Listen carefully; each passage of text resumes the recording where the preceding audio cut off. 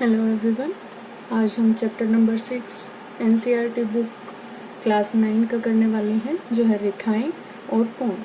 तो हमारे पास हम सबसे पहले कुछ डेफिनेशंस को देखेंगे, कुछ परिभाषाओं को। देखिए हमारे पास अगर ये हम एक डॉट लगाते हैं तो इसे हम नाम देते हैं बिंदु। ये एक बिंदु होता है। इसके बाद देखिए, जब हम एक लाइन खींचते हैं या एक रेखा खींचते हैं जिसके दोनों तरफ एरो लगे हों, तो तीर जैसे निशान हो, तो उसे हम क्या बोलते हैं? रेखा बोलते हैं। अगर इसी रेखा पर एक तरफ बिंदु हो और एक तरफ ये निशान हो, तो उसे हम क्या बोलते हैं? उसे हम किरण बोलते हैं। किरण। और अगर दोनों तरफ बिंदु दिए हों तो वो होता है रेखा खंड। अब इनमें फर्क क्या है? इनमें फर्क ये है, जब रेखा को हम देखते हैं तो रेखा में दोनों तरफ जो एरो लगे हैं, इनका मतलब होता है कि हम रेखा को दोनों दिशाओं में बढ़ा सकते हैं। किरण को देखते हैं तो किरण क्या है? वो एक दिशा में बढ़ती है। और जब रेखा खंड है, दोनों तरफ बिंदु लगे हुए हैं, तो दोनों में ये इनके अंतिम बिंदु हैं या फिर रेखा के जो एंड पॉइंट है, इसलिए हम इसे रेखाखंड बोलते हैं। और अगर मैं कहूँ इस लाइन का नाम ए बी है, ये भी ए और बी नाम देती हूँ और ये भी ए और बी नाम देती हूँ। तो अगर मैं लिखूं रेखा ए बी, तो ए बी के ऊपर मैं इस तरह निशान बनाऊंगी, तो मतलब रेखा ए बी। वहीं अगर मैं ए बी लिखूं और किरण मुझे दिखानी हो, तो मैं उसके ऊपर किरण ही बनाऊंगी। और अगर रेखाखंड दिखाना है तो उसके ऊपर हम एक रेखाखंड बना देंगे। इसी से हम देखो, तीनों के नाम तो सेम है, लेकिन हमें कैसे पता चलेगा कि ये रेखा है, ये किरण है और ये रेखाखंड है? हम वही चीजें उनके जो ऊपर है वो ड्रॉ कर देंगे। तो इस तरह से हमें मालूम चलता है। तो आइए इसके आगे हम क्या देखते हैं। हमारे पास समरेख बिंदु होते हैं। समरेख बिंदु।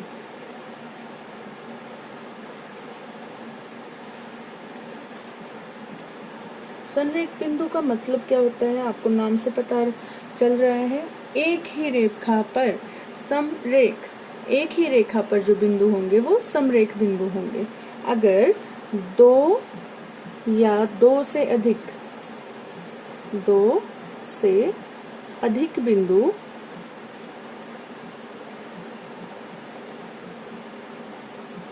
एक ही रेखा पर हों,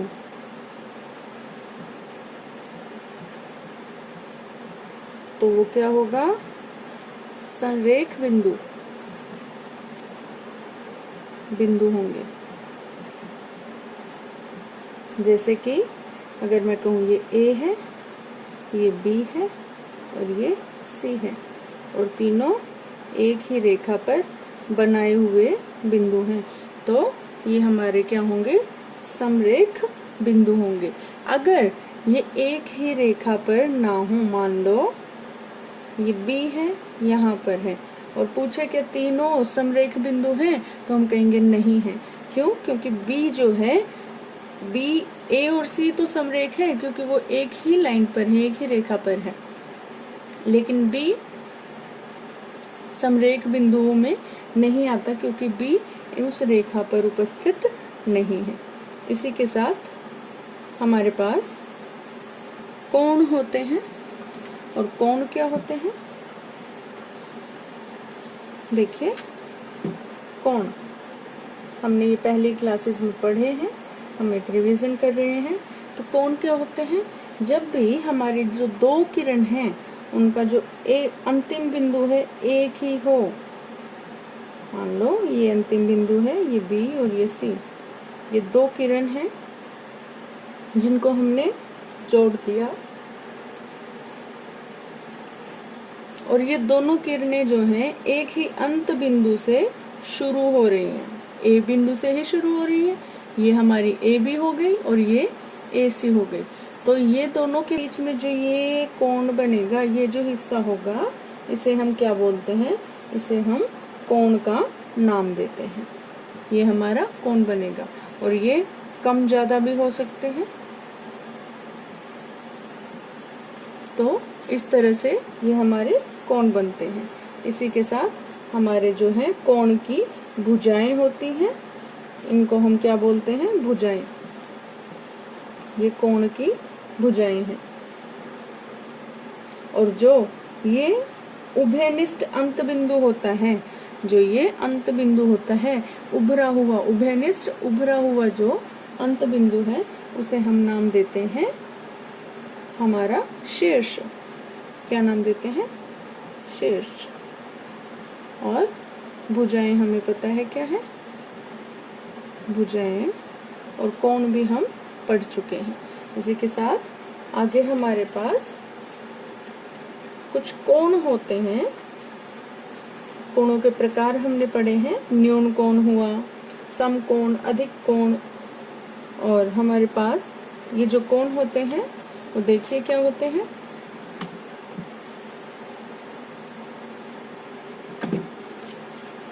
हमारे पास अगर एक कोण बनाया गया है, मान लो x, और वो 0 डिग्री से के और 90 डिग्री के बीच में आता है। कहने का मतलब या तो वो 0 डिग्री से ज्यादा है और वो 90 डिग्री से कम है। अगर वो 0 डिग्री से 90 डिग्री के बीच में आता है, इसका मतलब इसको हम क्या नाम देते हैं? न्यून कोण। कौन सा कोण हो जाएगा? ये न्यून कोण हो जाएगा। अगर वो 90 डिग्री का है, अगर कोण जो हमारा है वो 90 डिग्री का हो, तो उसे हम नाम देते हैं समकोण। तो वो हमारा एक समकोण बन जाता है। न्यून कोण जो 0 से 90 डिग्री हो, और जो 90 डिग्री का हो 0 से 90 डिग्री से कम, या तो वो x 0 डिग्री से ज्यादा होगा और वो 90 डिग्री से कम होगा, वो न्यून कोण होगा। और ये हमारा समकोण। एक होता है हमारा अधिक कोण। और अधिक कोण क्या होता है? जब हमारी x जो होगा उसका मान क्या हो? 90 डिग्री से ज्यादा हो और 180 डिग्री से कम हो, तो वो हमारा क्या होगा? अधिक कोण होगा। और यजुर कोण कौन सा होता है? जो हमारा 180 डिग्री का कोण होगा, वो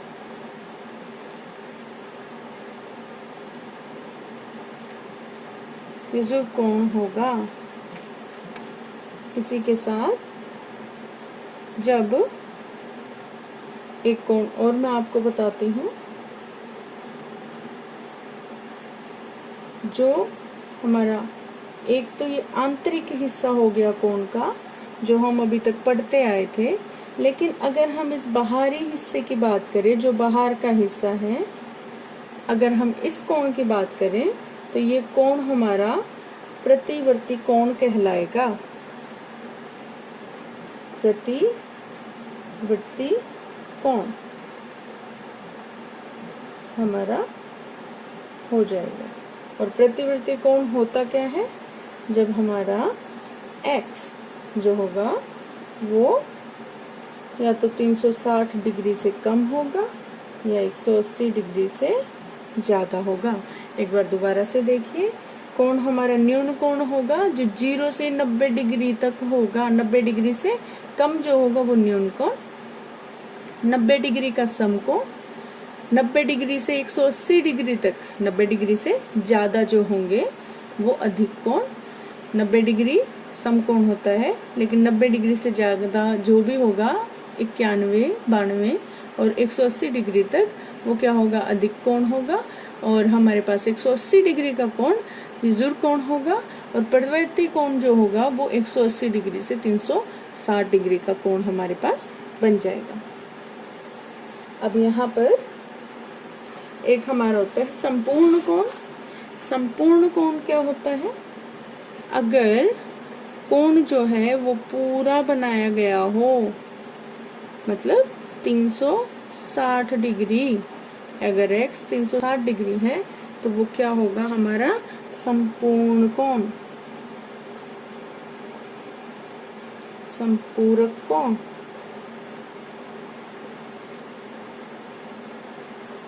सॉरी, संपूर्ण कोण, ये संपूर्ण होगा। और हमारे पास संपूरक कोण होते हैं।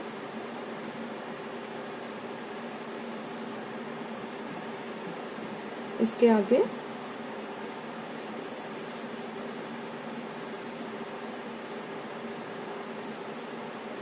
हमारे पास जो कोण होंगे वो कोण जो 180 से अधिक और 360 से कम माप के हों, प्रवृत्ति कोण होंगे।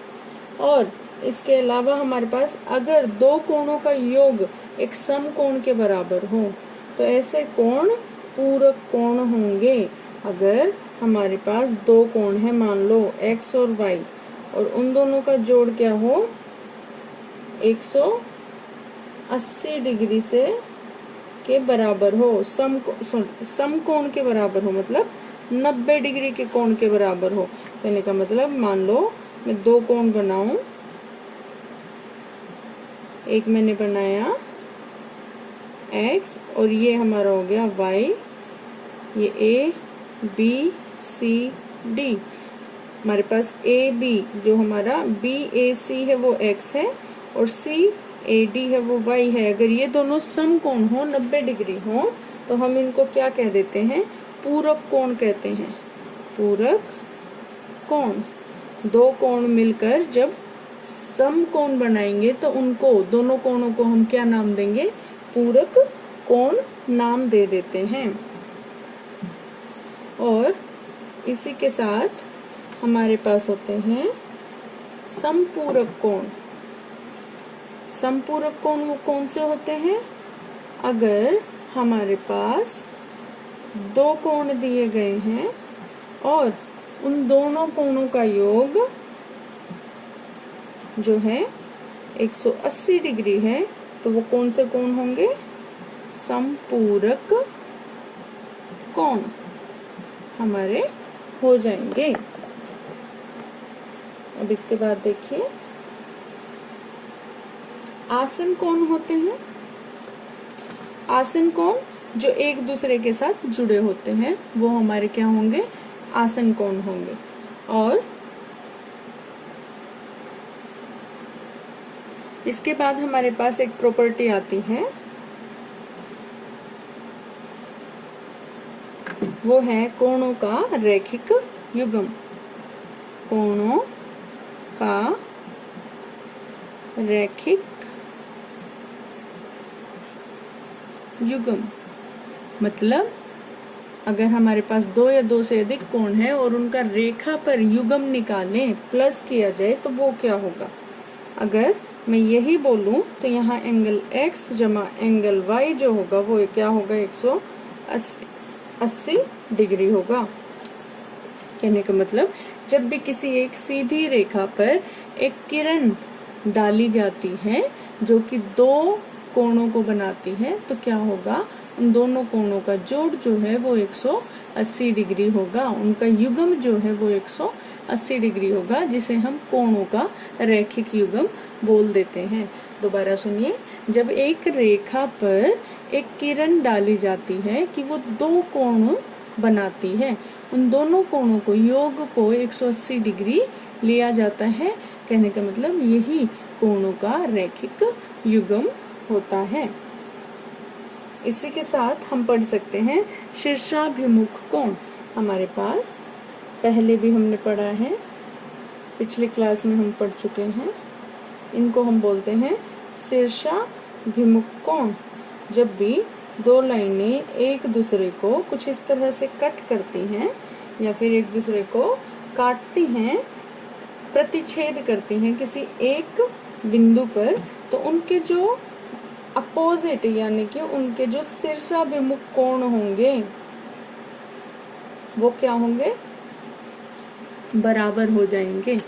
कहने का मतलब x जो है वो y के बराबर हो जाएगा और यहाँ पर PQ है जो वो Q के बराबर हो जाएगा। तो ये हमारे शीर्षाभिमुख कोण होते हैं। अगर दो लाइनें एक दूसरे को प्रतिच्छेद करती हैं किसी एक बिंदु पर, तो वे जो कोण बनाएंगी आमने सामने वाले कोण क्या होंगे, बराबर होंगे। शीर्षाभिमुख कोण, शीर्षाभिमुख कोण इन्हें हम बोल देते हैं। प्रतिच्छेद रेखाएं और अप्रतिच्छेद रेखाएं देखिए क्या होती हैं। प्रतिच्छेद रेखाएं जो एक दूसरे को प्रतिच्छेद करती हैं। देखिए अगर मेरे पास एक रेखा है PQ और RS, तो ये एक दूसरे को क्या कर रही हैं, प्रतिच्छेद कर रही हैं, एक दूसरे को काट रही हैं एक पॉइंट पर, तो इनको हम क्या बोलते हैं, प्रतिच्छेदी रेखाएं। इनके अपोजिट अगर हम कहें वो रेखाएं जो एक दूसरे को काटती नहीं हैं, तो वो क्या होंगी, अप्रतिच्छेदी रेखाएं होंगी। और जब अप्रतिच्छेदी रेखाएं एक दूसरे के से बराबर के दूरी पर चलती हैं, अगर यहाँ भी ये दूरी बराबर है, यहाँ भी उतनी ही है और यहाँ भी उतनी ही है, तो हम इन दोनों लाइनों को क्या बोल देंगे, हम इन दोनों लाइनों को बोल देंगे कि ये हमारी अप्रतिच्छेदी रेखाएं हैं और साथ ही क्या है, समांतर रेखाएं। मतलब समांतर जिनमें समान अंतर हो, वो एक दूसरे से समान अंतर पर होती हैं हर एक बिंदु पर, तो वो क्या होंगी, हमारी समांतर रेखाएं होंगी। और कोणों का युग्म हम पढ़ चुके हैं कि एक रेखा पर चाहे दो कोण बना दिए जाएं, या तीन कोण या चार कोण, कितने भी कोण बनाए जाएं, एक रेखा पर जितने भी कोण बनाए जाएंगे उनका युग्म क्या होगा, 180 डिग्री। जो रेखाओं का युग्म है वो हम पढ़ चुके हैं। आइए इसके आगे हमारे पास एक अभिग्रहित दी गई है, एक प्रॉपर्टी दी गई है, उसे हम पढ़ते हैं क्या है। और ये प्रॉपर्टी जो है वो ये है,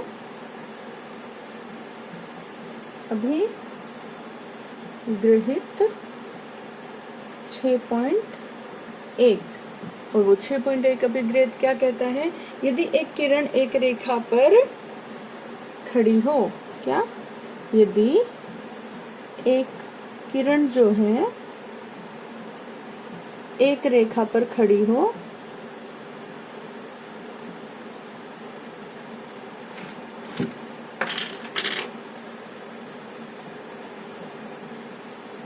तो क्या होगा, तो इस प्रकार बने आसन कोणों का योग, इस प्रकार बने दो आसन कोणों का योग, आसन कोण हो गई है, कोणों का योग क्या होगा, 180 डिग्री होता है।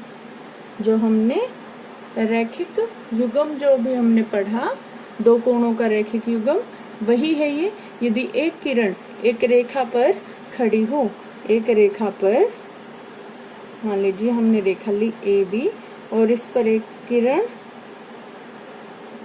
OC खड़ी है, तो क्या कहता है, तो इस प्रकार बने दो आसन कोण, ये दोनों आसन कोण है AOC BOC, तो इन कोणों का योग जो होगा वो क्या होगा, 180 डिग्री होगा। ये हमारी अभिग्रहित 6.1 है। इसी तरह से 6.2 अभिग्रहित हमें दी गई है। और 6.2 अभिग्रहित क्या कहती है, 6.2 कहती है कि यदि दो आसन कोणों का योग इसी का उल्टा है, यदि दो आसन कोण हैं, आसन कोणों का योग क्या हो, 180 डिग्री है,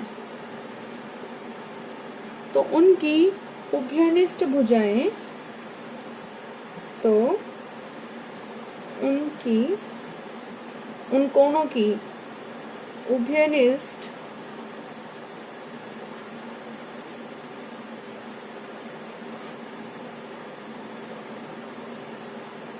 जो भुजाएं होंगी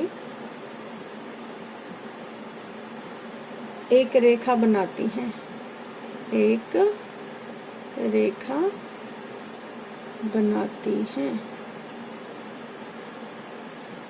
ठीक है। अगर दो कोण आसन कोणों का योग 180 डिग्री दिया हो, यहाँ पर आपको क्या दिया था कि हमारे पास एक रेखा पर एक किरण खड़ी है, तो इन दोनों कोणों का योग 180 डिग्री हो जाएगा। लेकिन अब इसका उल्टा दे दिया कि हमको दो कोण दिए जो आसन कोण है और उनका योग जो है वो 180 डिग्री है, तो उससे हमें क्या मिलता है कि उनसे उभयनिष्ठ जो भुजाएं हैं, उनकी उभयनिष्ठ जो भुजाएं हैं, उनका जो क्या होगा, वो एक ही रेखा बनाएंगी। तो ये हमारे दो अभिग्रेत थे। इसके बाद हमारा प्रमेय है 6.1, थ्योरम है 6.1। देखिए क्या है।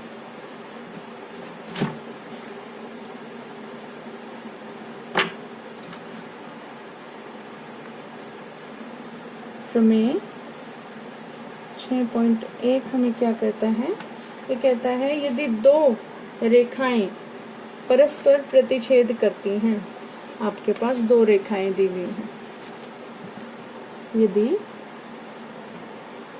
दो रेखाएं परस्पर प्रतिच्छेद करती हैं,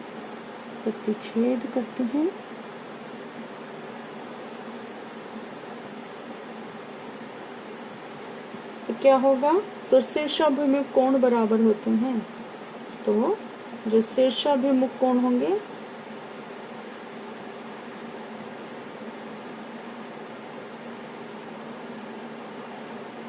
कोण बराबर होते हैं।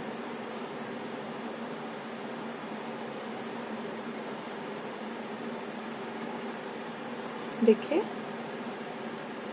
हमारे पास दो रेखाएं दी हैं जो परस्पर क्या करती हैं, प्रतिच्छेद कर रही हैं। ये हमें दिया गया है, तो हम लिखेंगे कि दिया है, सबसे पहले क्या लिखेंगे आपको बताना है कि क्या दिया गया है। दिया है दो रेखाएं AB और CD परस्पर बिंदु O पर प्रतिच्छेद करती हैं।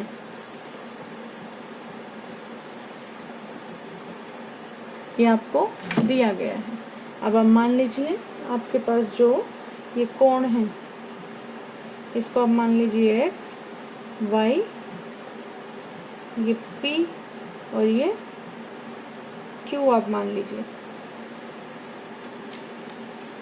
माना क्या है, मान लिया आपने कि हमारे पास जो एंगल A और C है उसको नाम दे दिया x, एंगल B और D जो है उसको नाम दे दिया y, इसी के साथ एंगल B और C जो है उसको हमने नाम दिया है Q, और जो हमारा एंगल AOD है उसको हम नाम देते हैं P। तो ये हमने मान लिया। अब इसके बाद हम क्या देखेंगे, हमें प्रूव क्या करना है, मतलब दिखाना है। क्या दिखाना है आपको कि हमारा जो x है वो बराबर है y के, और क्या जो हमारा p है वो किसके बराबर है, एंगल q के बराबर है। ये हमें दर्शाना है। तो देखिए हम किस प्रकार से करेंगे। सबसे पहले पहला पार्ट लेते हैं।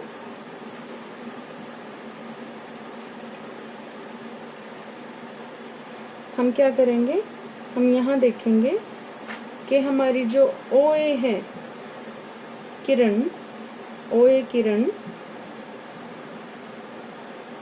रेखा किस पर खड़ी है, CD पर खड़ी है, ऐसा ही है। तो ये रेखा OA हमारी CD पर खड़ी है। इससे क्या होगा, हम जानते हैं रैखिक युग्म बन जाएगा, और रैखिक युग्म से हमारे पास क्या आएगा, जो हमारा एंगल x है जमा एंगल P है वो क्या होगा, 180 डिग्री होगा। हमारे पास यही बनता है। क्या हमारे पास यही बनेगा, ये हमारा x और P रैखिक युग्म बन गया। अब हमारे पास इसी से हम क्या बोल सकते हैं कि जो हमारा OD है, इसी तरह से OD किरण किस पर है, कौन सी रेखा पर है, रेखा AB पर है। देखिए, तो इससे फिर एक रैखिक युग्म बनता है, और वो रैखिक युग्म क्या बनता है, वो रैखिक युग्म हमारा ये बनता है। देखिए क्या बन गया, जो हमारा एंगल P है जमा एंगल Y है वो क्या हो गया, 180 डिग्री। और इसको हम नंबर 2 समीकरण बोलते हैं। और यहाँ से हम क्या बोल सकते हैं, जब हम दोनों को लिखें, 1 और 2 जो हमारे समीकरण हैं उन दोनों को लिखें, इन दोनों को हम क्या करते हैं, देखिए 1 और 2 से हमारे पास क्या आ जाएगा, हमारे पास आएगा, जब ये 180 और 180 डिग्री के बराबर है तो हम लिख सकते हैं हमारा x और p जो है वो बराबर है p जमा y के, यही है। तो यहाँ से क्या हमारा p और p एंगल कट जाएंगे। जब ये p और p एंगल कटेंगे तो हमारे पास क्या आ जाएगा, हमारे पास आएगा कि हमारा एंगल x जो है एंगल y के बराबर है। तो क्या शीर्षाभिमुख कोण बराबर हो जाते हैं। इसी तरह से आप क्या कर सकते हैं कि हमारा जो शीर्षाभिमुख कोण P और Q है वो भी बराबर है। इसी तरह हम प्रूव करेंगे